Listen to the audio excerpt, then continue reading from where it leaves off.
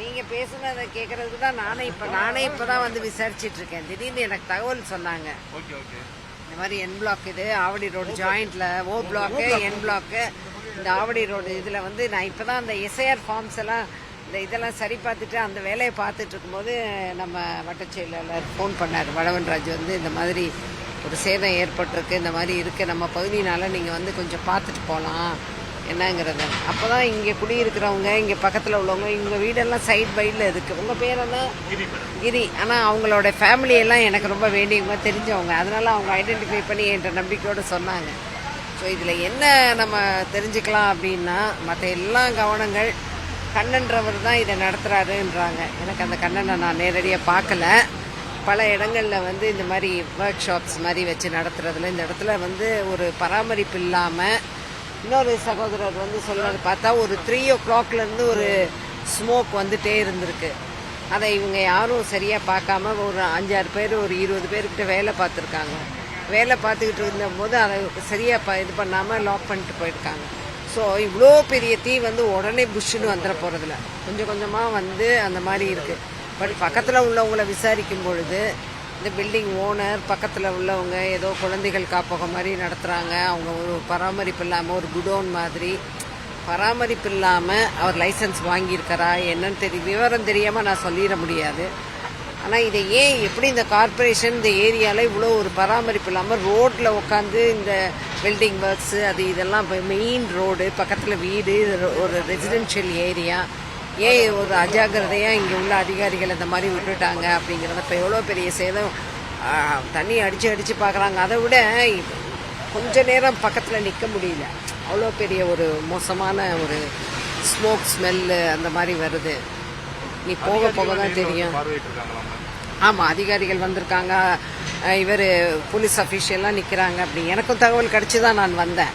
அதனால் வந்து இதில் போய் அவங்கள குத்தம் இவங்கள குத்தங்கிறத விட ஏற்கனவே எப்போவுமே வந்து இப்படி ஒரு பராமரிப்பு இல்லாமல் இப்படி ஒரு ஒரு இதில் வெல்டிங்கோ இந்த ஒர்க்கோ அது என்ன ஒர்க்குங்கிறது கூட ஃபுல்லாக தெரியல. அவங்க சொல்கிறத வச்சு சொல்கிறேன். அவங்க எல்லாமே இந்த ஏரியாவில் உள்ளவங்க, வளவன்ராஜ் ராஜேந்திரலாம் இந்த ஏரியாவில் உள்ளவங்க. இது இந்த அளவுக்கு ஏன் அவ்வளோ அஜாக்கிரதையாக அவ்வளோ இதாக விட்டுட்டாங்க, இதெல்லாம் பராமரிக்காமல் ஒரு சாதாரணமான ஒரு விஷயம் இல்லை. இவ்வளோ ஒரு பெரிய வேஸ்டேஜ் ஆஃப் அவ்வளோவே ஒரு குடோன் மாதிரி போட்டுட்டு அதில் ஒரு லீக்கேஜ் வந்திருக்கு அப்படிங்கிறதுனால குற்றம் சொல்கிறத விட இது நடக்காமல் முதலையே வந்து இந்த ஏரியாவில் உள்ள எஸ்ஐ இருக்காங்க, அதாவது சானிட்டரி இன்ஸ்பெக்டர்ஸு இந்த மாதிரி உள்ளவங்க இங்கெல்லாம் வந்து பக்கத்தில் ரெசிடென்ஷியல் ஏரியாவில் இந்த மாதிரி ஒரு குடோன் டைப் இதை வந்து ஏன் சரியாக பார்க்கல அப்படிங்கிறது தான். நல்ல வேளை லக்கீலி பக்கத்தில் வந்து அந்த குழந்தைகள் இதில் வந்து காது கேளாத ஒரு ஊனமுற்றோர் குழந்தைங்க பராமரிப்பு ஒரு மையம் இருக்குன்றதை சொல்லியிருக்காங்க. அவங்க அதில் குழந்தைகள் இருந்திருந்தாங்கன்னா அது எவ்வளோ பெரிய பரிதாபம், எவ்வளோ பெரிய இழப்பு. அதனால் லக்கீலி உயிர் சேதம் இல்லை ஆண்டவன் அருளால். அதனால் இது என்னங்கிறத இன்னும் போக போக தெரிஞ்சு உடனே வந்து நடவடிக்கை எடுத்திருக்காங்க. அதில் வந்து நம்ம குற்றம் சொல்கிறத விட முதல்ல இந்த மாதிரி விஷயங்கள் எல்லாம் இனிமேலாவது எல்லா இடங்கள்லையும் எஸ்பெஷலி இந்த வெல்டிங் ஷாப்ஸோ வெல்டிங் ஒர்க்ஸோ இந்த குடோன் டைப்போ ரெசிடென்ஷியல் ஏரியாவில் பாதுகாப்பாக நடத்துகிறாங்களாங்கிறத செக் பண்ணி எந்த வகையில் யாருக்கும் பாதிப்பு இல்லாத வகையில் கார்பரேஷன் பண்ணணும். நாளைக்கு நான் Zone 8 போயிட்டு பார்த்துட்டு ஏன் இந்த மாதிரி இருக்குன்னு. இப்போ பார்த்தீங்கன்னா அந்த மழை வெள்ளம் வந்தது, நான் இதையும் கார்லேட் பண்ணலை. பொதுவாக வந்து 2015 அப்போ நாங்கள் வந்து மினிஸ்டராக இருக்கோம், இந்த இடங்கள்லாம் பார்த்து இது பண்ணும் பொழுதெல்லாம் அப்போ கிடைச்ச பாடம் என்னென்னா அடுத்தடுத்து வந்த மழைகளில் மழை காலம் வந்துட்டாலே மரங்கள் இருக்குல்ல அதை எல்லாமே வெட்டி முதலையே கிளைகள் எல்லாமே இது பண்ணி பராமரிப்பு பண்ணும்போது அந்த சாலையோரங்களில் விழுகாது. இந்த தடவை நான் நிறைய இடங்களில் நிறைய ரெசிடென்ஷியல் ஏரியாவில் பார்த்தேன், எதுவுமே பராமரிக்கலை. ஸோ பராமரிப்புங்கிறது ரொம்ப ரொம்ப முக்கியம். குறை சொல்வதை விட குறையில்லாமல் மக்களை பாதுகாக்கிறது தான் இதை பற்றினது முழு விவரம் வந்து இப்போ இங்கே பக்கத்தில் உள்ளவங்ககிட்ட கேட்டு தான் நான் தெரியும், நான் பார்த்துருக்கேன். இல்லை அதை தான் நான் வந்து இப்போ ஆதாரம் இல்லாமல் சொல்ல முடியாது. பட் என்னன்னா இப்போ எல்லா விஷயமே லத்தாஜிக்காக தான் இருக்குது.